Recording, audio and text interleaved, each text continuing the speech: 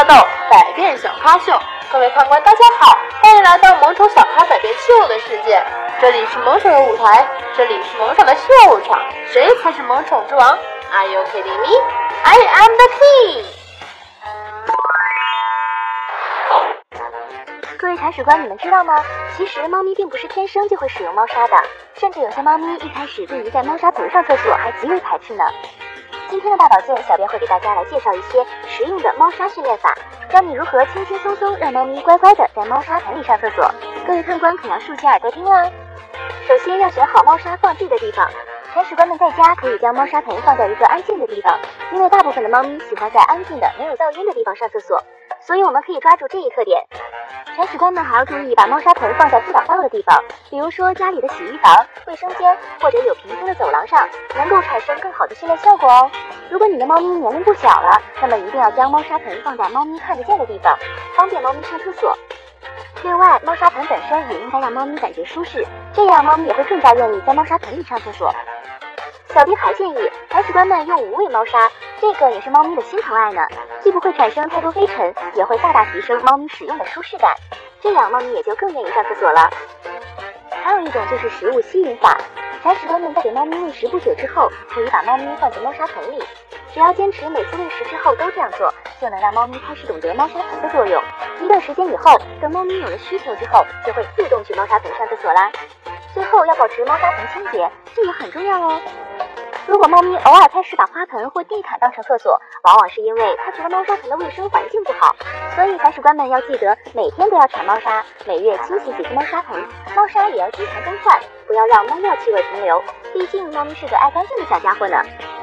铲屎官们都知道，养猫咪可不是一件容易的事情，小小的猫砂里也藏着许多的学问呢，一时半会儿讲不完，下期大保健我们再接着教大家猫砂的使用。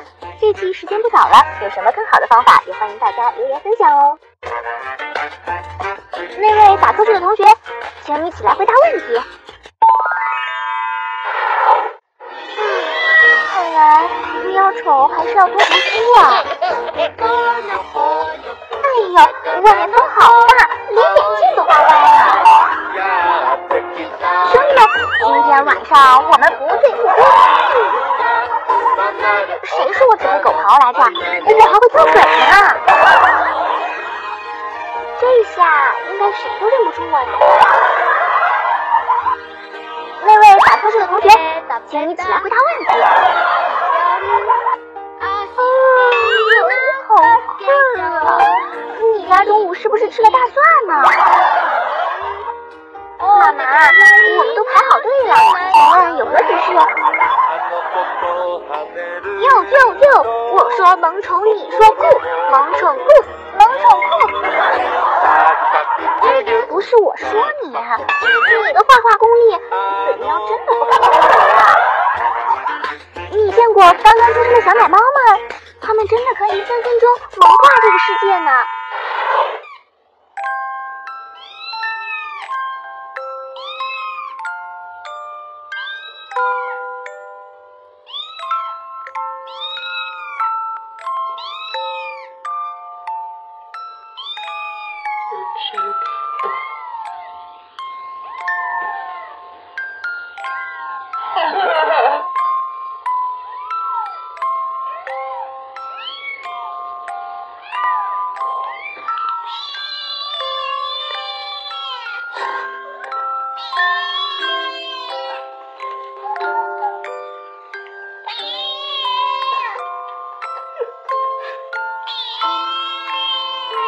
Wake up!